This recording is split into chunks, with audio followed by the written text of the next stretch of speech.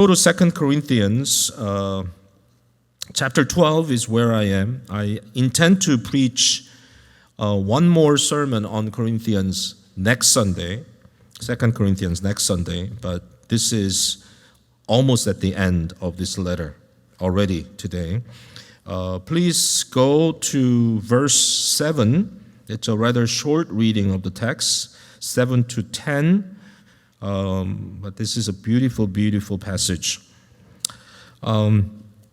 This is the word of God delivered to us through the voice of Paul. So to keep me from becoming conceited because of the surpassing greatness of the revelations, a thorn was given me in the flesh, a messenger of Satan to harass me, to keep me from becoming conceited. 3 times I pleaded with the Lord about this, that it should leave me. But he said to me, "My grace is sufficient for you, for my power is made perfect in weakness. Therefore I will boast all the more gladly of my weaknesses, so that the power of Christ may rest upon me.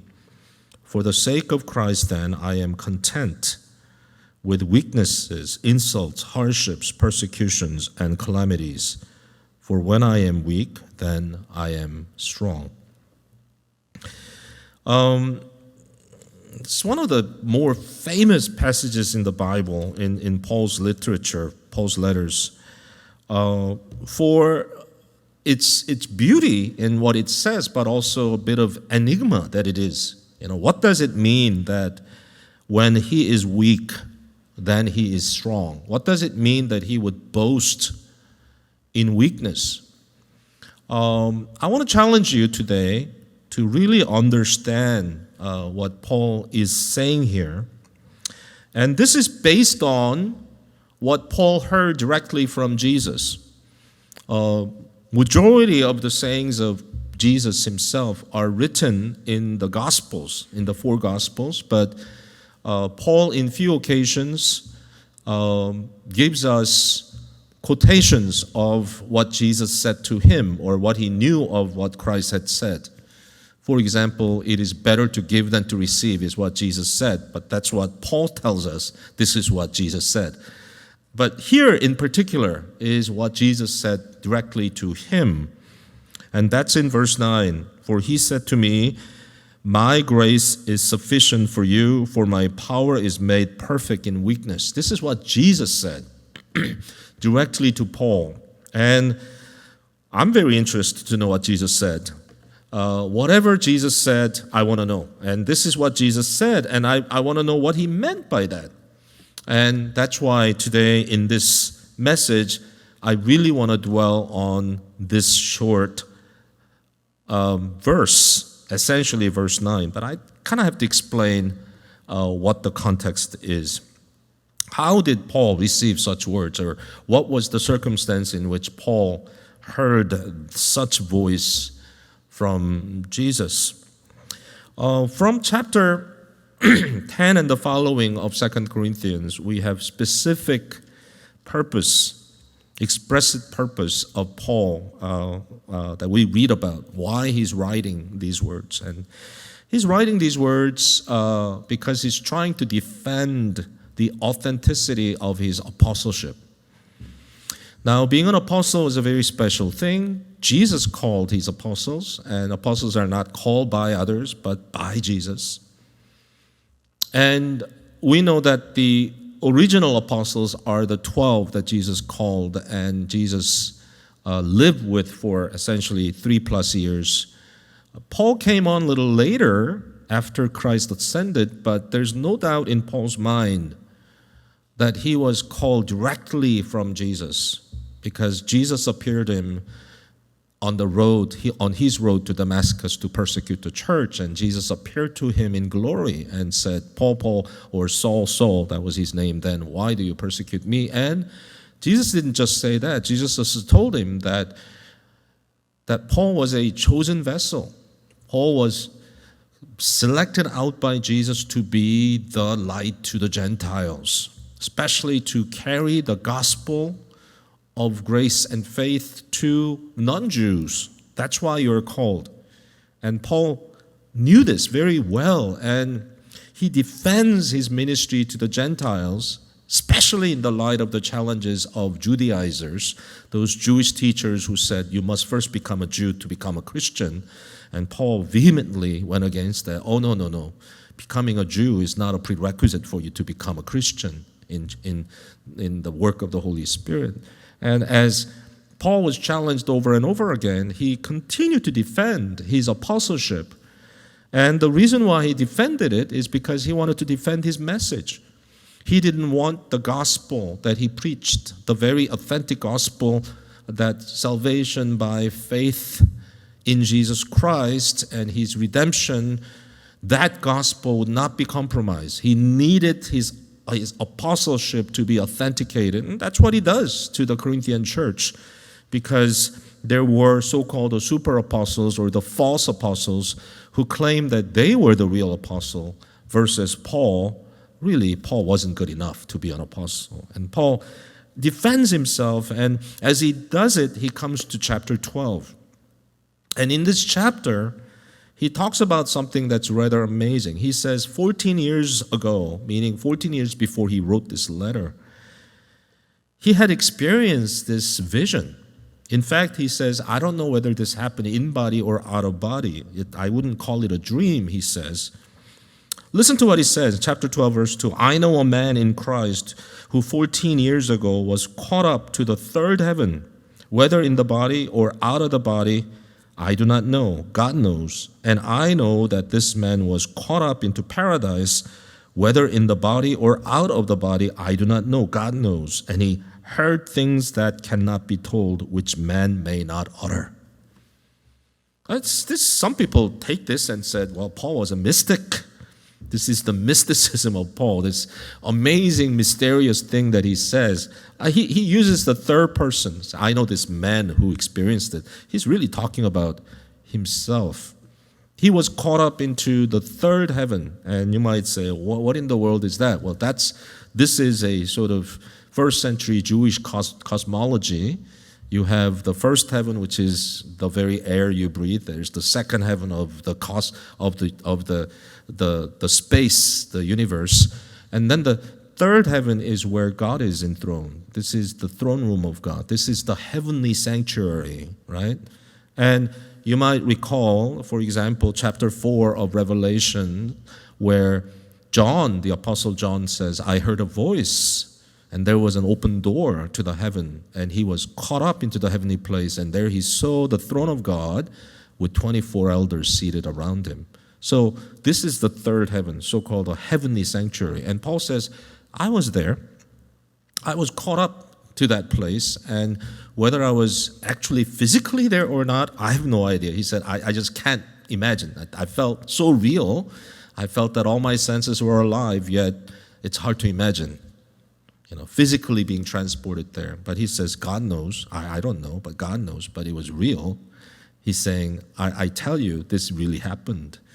And there, from the word, from the very mouth of God, he heard the revelation of God. That direct revelation, that direct special words being spoken to him. And he says it was so deep and mysterious, no human could utter this. What he's trying to say here is, hey, look, this is real. This is authentic. And he's saying, therefore, my apostleship is authentic. From what tradition? Well, this is really the prophetic tradition of the Old Testament. So we know that the prophets of the Old Testament and the apostles of the New Testament are the very foundation of the church, the completed book of the covenant. It's the book that records the nature and the specifics of our relationship with God, God's relationship with us, his people. This is so-called a covenant record, right? This is completed. To complete this, God used the prophets of the Old Testament and the apostles of the New Testament. And these are the words that we use to designate them. And what they carry in their heart and mind and their mouth were the very communication of God himself. And in the Old Testament the prophets often come up with the scenario that they've experienced. When I say scenario, I don't mean they made up. The scenes that they've actually experienced. Isaiah chapter 6, where he saw the highly lifted up throne of God, from which God says, "Whom shall go for me? Whom shall I send?"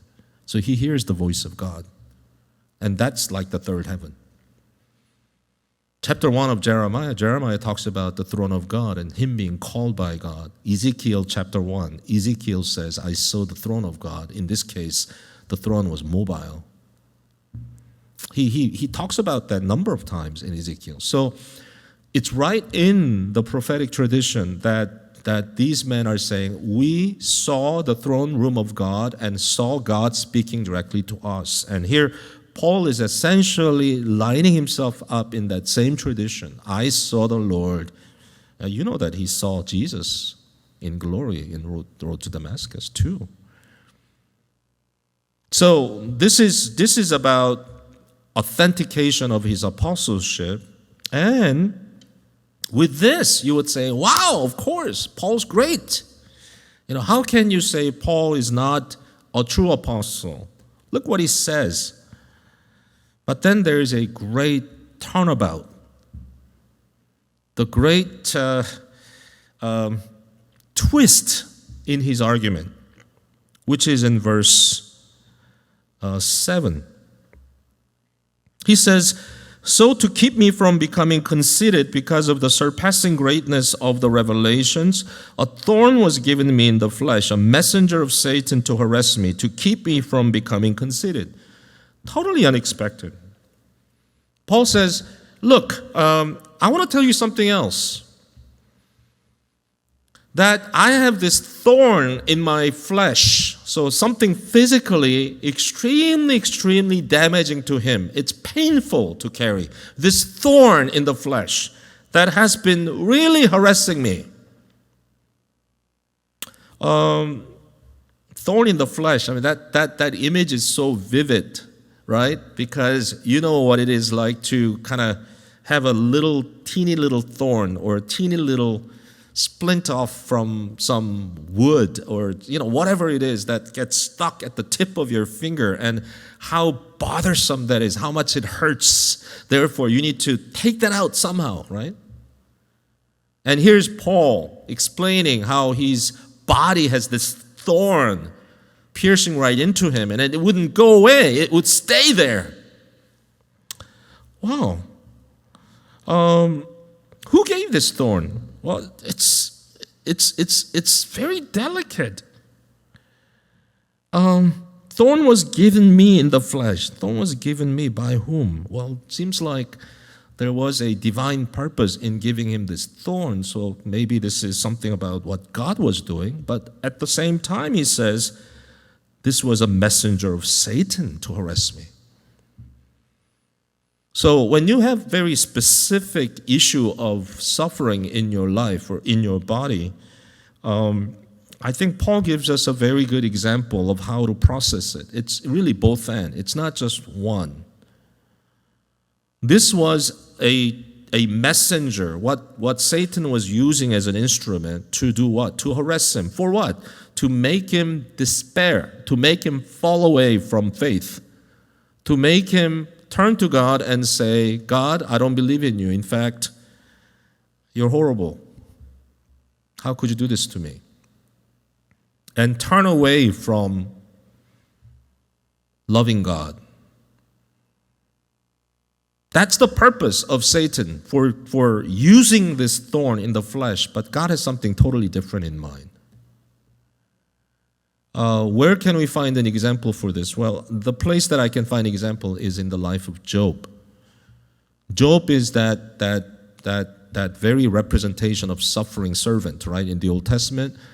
And not only were things taken away from him, in the second round of great testing that he experienced was the very bodily suffering from the bottom of his soul, all the way to the crown of his head. He was covered by this disease of the skin.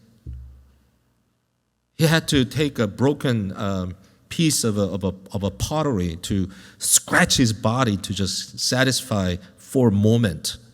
And can you imagine his entire body bleeding with this skin problem? And this covered him so much so that he literally was blackened as if he was burned. And when his friends came, they could not recognize him. Who did this? Well, it was Satan who did it. Satan is the one who brought this horrible problem into his body. But was that it? No.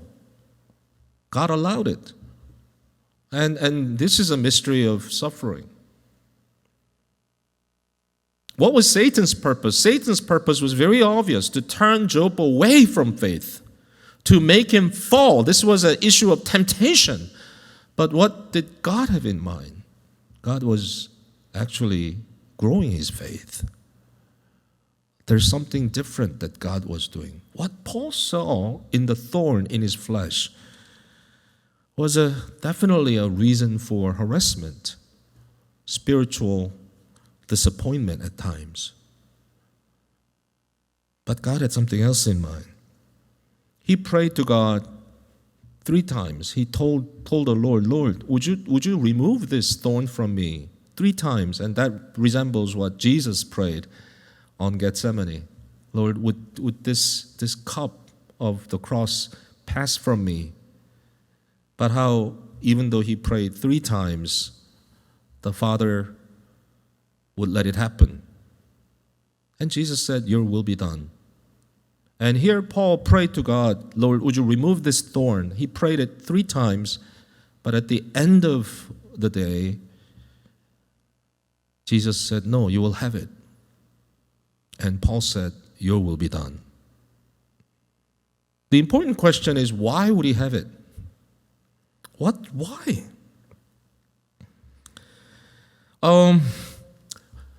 Paul's understanding here is this. He says, this was to keep me from becoming conceited because of the surpassing greatness of the revelation.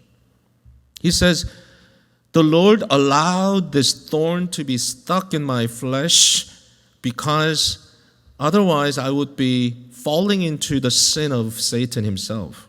Pride, self-sufficiency, turning my fist against God and saying, "God, I don't need you.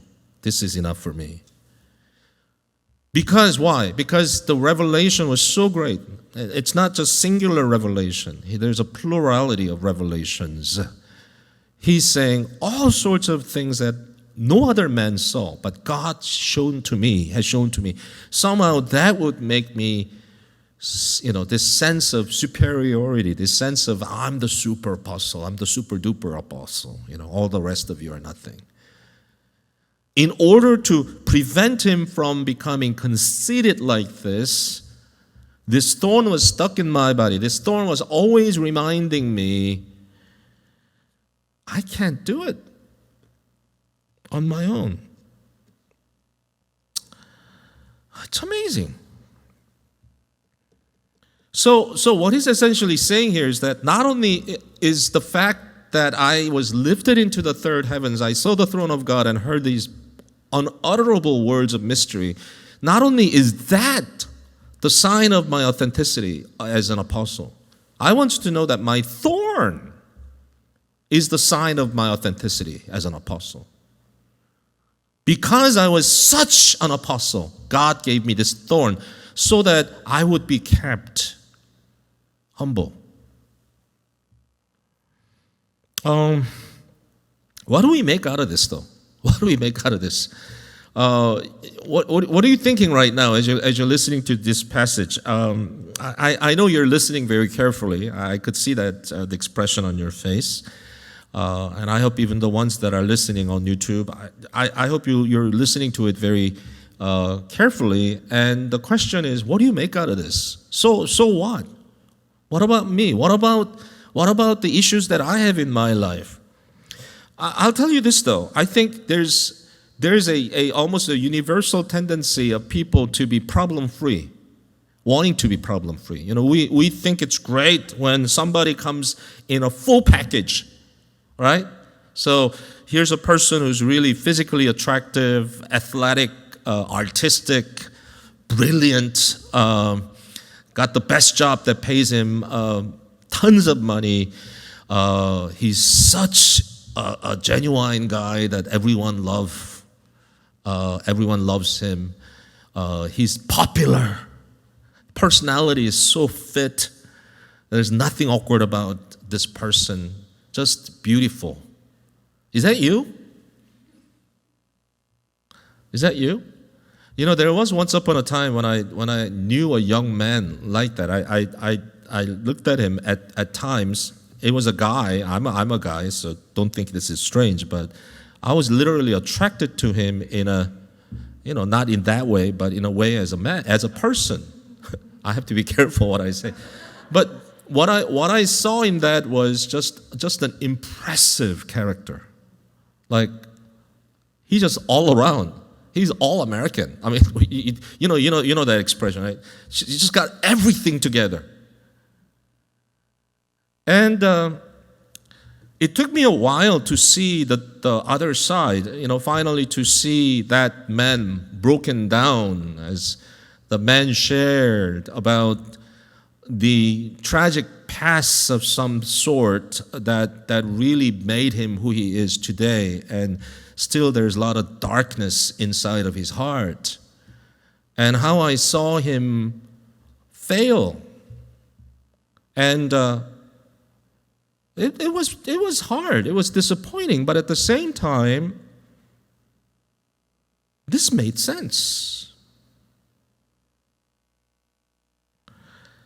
If there was a perfect person, and he really was perfect, he or she, let's say there was just absolutely perfect person, and he knew he was perfect, and everybody else knew he was perfect. If there was an absolutely altogether person, there is a name for that person. That is Antichrist. Because that's what Paul's saying. Paul's saying, if there's such a guy with absolutely everything endowed on him, unless he is God, he's the demon.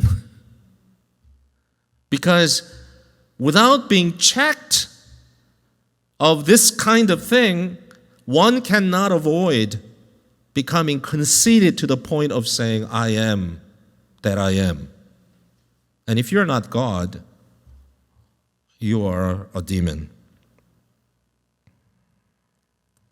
Now, that is not to say that there are people that are always complimented by others. Oh, you have such a sweet personality. You're just so attractive. I love being with you. And that kind of sense of satisfaction may be there, but I tell you what, for anyone that is not an antichrist, not a demon, to live this life with that kind of, hey, you're all together reputation, then you're probably doing all you can to cover up your weaknesses. And that's very tiring. But Paul kind of let it all go. He said, you know what? When I am weak, that's when I'm strong. Why? Because that's what Jesus said. So I'm going to break this down in the next few minutes. First, this is what Jesus said. My grace is sufficient for you. My grace is sufficient for you. My question is, what grace? What is that grace that is sufficient for all of us? Well, on one hand, that grace is a reference to that various revelations that he received, but the word grace is far more than that. Remember what Jesus said? Jesus said, my grace is sufficient for you. Jesus didn't say, my revelations are sufficient for you. My grace. Revelations that Paul received, that was just a portion of this grace. For Paul, grace is all-pervasive. I had to read through for 2 Corinthians again just to get a sense of what does Paul say is grace. And I tell you what, I couldn't pinpoint one and say this is it. because there's not even a dominant way that Paul used that word grace. That grace is so abundantly here. And what Paul says about grace is that it's everything. All that I am is grace. All that I have is grace. It's all about grace. And grace by nature is a gift from God. It's something that comes from outside of me. And when the Lord gives grace, He gives in a very sovereign way, measured way. Ephesians 4:7, grace was given to each one of us according to the measure of Christ's gift. There's something very sovereign about the way the grace is administered to me. So that's what grace is. Grace is what the Lord gives to us graciously and sovereignly, all that He gives. So what does it mean that Christ's grace is sufficient for me or sufficient for you? Now, this is, I think, also important too. Is this a specific quantity then? Is Jesus saying to Paul, what you received so far is enough, so don't ask for more? Sometimes you can't help but to read it that way. Paul, you received so much, so what more do you want? But I don't even think that's the way we should read it, because when we think about grace, grace is not static. Grace is not something that is quantified and that's it. But rather, grace is very personal. It's very dynamic. Grace of God is a constant communication of God's provision for us. So it's like a daily bread. It's like something that happens new every morning. It's a consistent outpouring of provision by Christ. It's the very caring of Jesus for me. And if I may go a step further, I would say, fundamentally then grace is Jesus Himself. It's the Lord's giving of Himself to us. And this is essentially then what Jesus is saying. Jesus is saying, I know that thorn in your flesh is painful. It is hard to carry like a cross. It is difficult for you to carry, but I'll tell you this. The fact that I will continue to be with you as a gracious provider of all things, you could do it. Because I will be with you. Because I am the very grace, the gift for you. You could do it. The word is sufficient. And that is the basis for Paul's famous confession of faith. Philippians chapter 4 verse 11 and the following, it says, not that I am speaking of being in need, for I have learned in whatever situation I am to be content. I feel sufficiently satisfied. He says, I know how to be brought low. I know how to abound in any and every circumstance. I have learned the secret of facing plenty and hunger and abundance and need. Whether in these extremes, I'm still able to live it. Why is He sufficient? Why is He content? What's the secret of this contentment? It is not that Paul says, well, God gave me all that I need, and I kind of piled up in the back there in my warehouse, so, I don't really need anything more. No. Paul says, that famous verse, right? You could even say it with me because you probably know it by heart. It says, I can do all things through Him who strengthens me.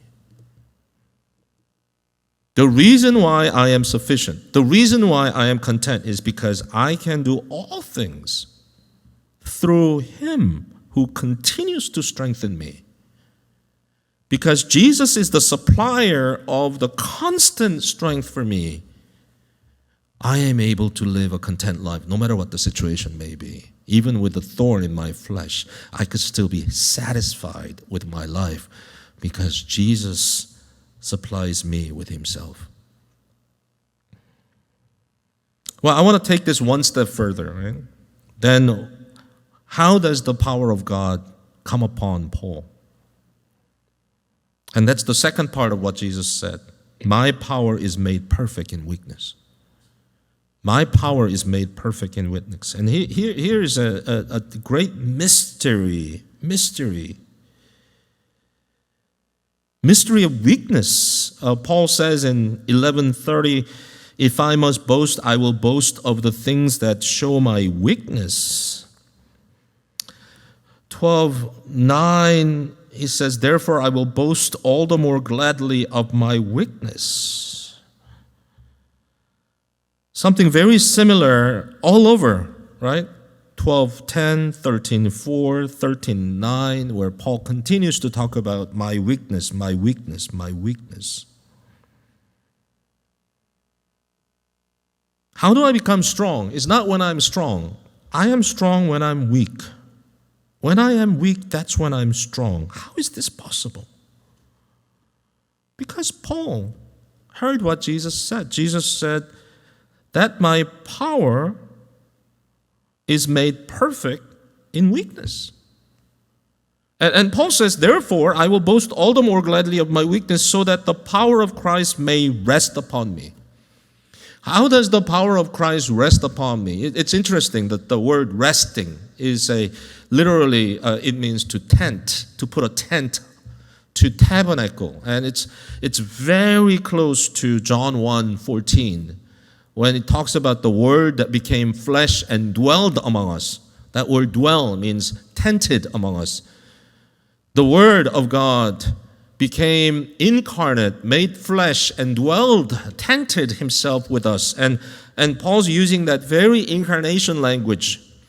How was Jesus incarnated? Well, he was incarnated of the strength of God or the power of God in weakness. It's in the very place of weakness where the incarnation happens. And this is all about how God's grace works.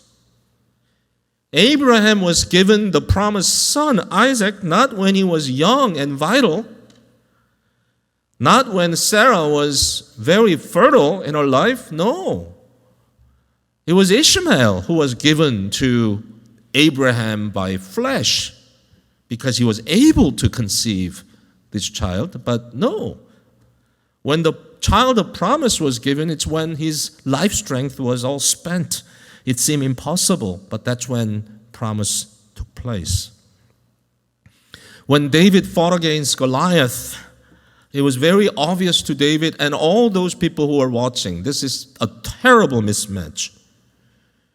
But remember what David said. He said, you, Goliath, you come with sword and spears and all the impressive human weapon that you can muster, but I come to you in the name of the God Almighty.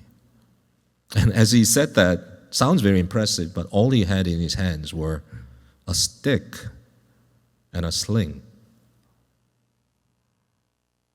Daniel, when he was brought into the land of Babylon, resolved in his heart that he will not defile himself by the food that was dedicated to the temple gods. The king had provided a very special meal, abundance of protein.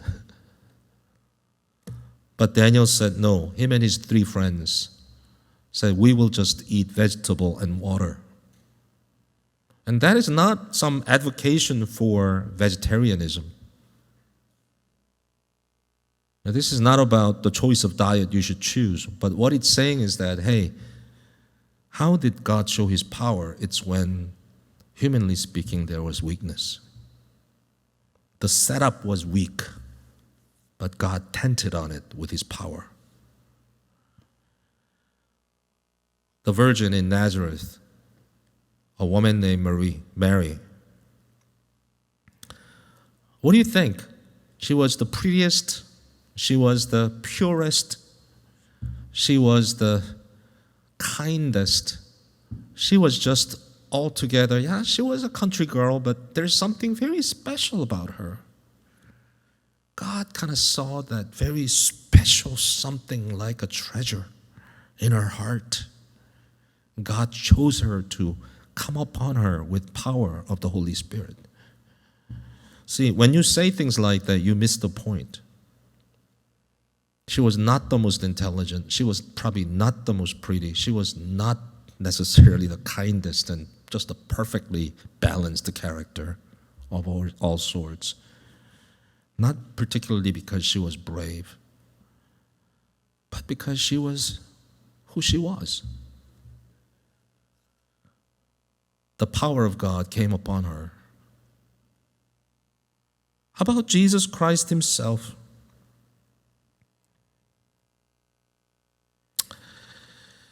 Second Corinthians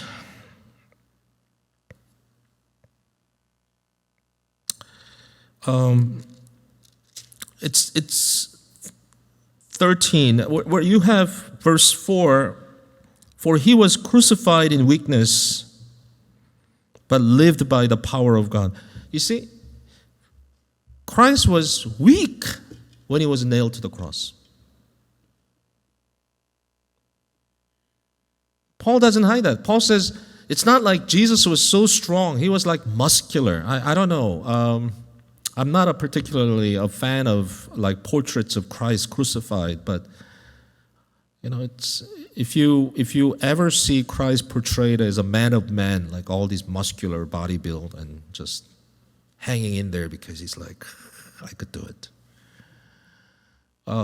That's not what Paul sees. Paul sees Jesus in weakness, but he is in the power of God.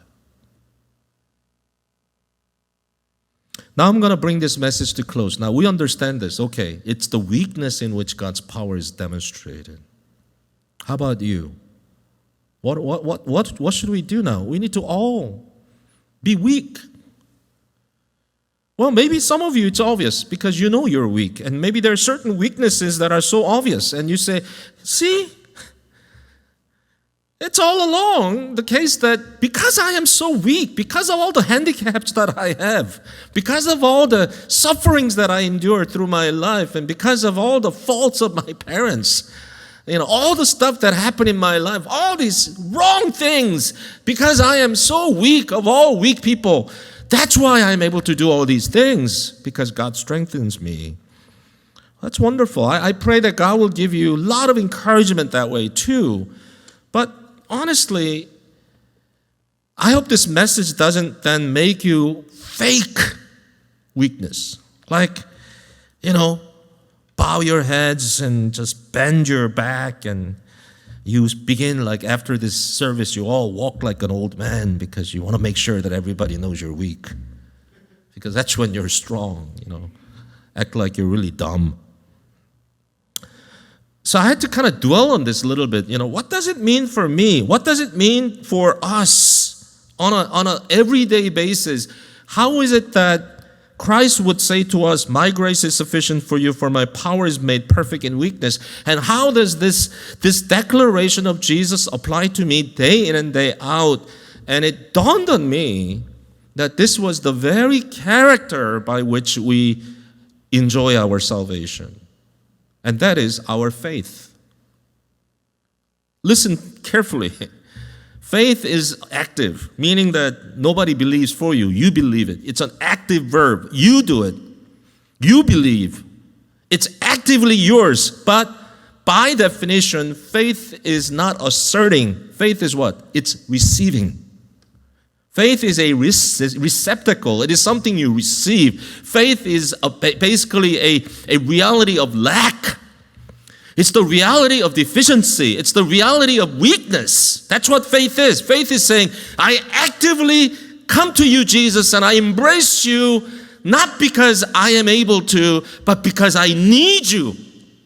I need you more than anyone else. In fact, stronger the faithfulness means you need Christ more. That's what it means. And you live as if you need more. In fact, you do need more of Jesus. Faith is not a strong posture.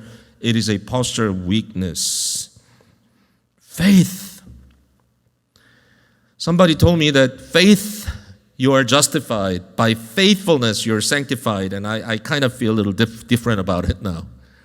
Because sometimes we think that justification is by faith and by grace, but sanctification is by your work. And I tell you, I don't even think that's a good formula. I think somebody got it right when he said sanctification by grace. Brian Chappell wrote that book. Even that, why? Because if faithfulness is something about the sanctification of your faith, faithfulness literally means feeling more and needing more of Jesus every day. So it's more deficiency that you create in you. It's greater cavity for God that you create in you. There's a greater need for Jesus himself that is being created. That's what faith is. More and more you do it, that's what faithfulness looks like. So, by definition, who is a Christian? Christian is a man of faith. And who is a man of faith? A man of faith is somebody tells God, I can't live without you. I need Jesus, and Jesus is all that I am. To know him is my ultimate pursuit. To be in Jesus is all that I want. And in fact, that's the only thing that makes me who I am. And because Jesus is all sufficient for me, and because Jesus dwells in me when I am coming to him in faith, not faith in power of some sort that you have, but faith of lack, faith of need, faith saying, I need you, O Lord. How do you authenticate your faith? You authenticate your faith by knowing that Christ is in you. That's what Paul said in chapter 13, right? We'll get to that next week again. It's the faith that is authenticated by having Christ in your life, because knowing that without Christ, you're nothing. But on the other hand, these super apostles are fake, and they are literally doomed. They're forsaken by God. Why? Because they're saying, I am all that I am, and that's enough. I have myself, and what else do I need? And may the Lord bless you and your growing in grace, because you understand what it means to be faithful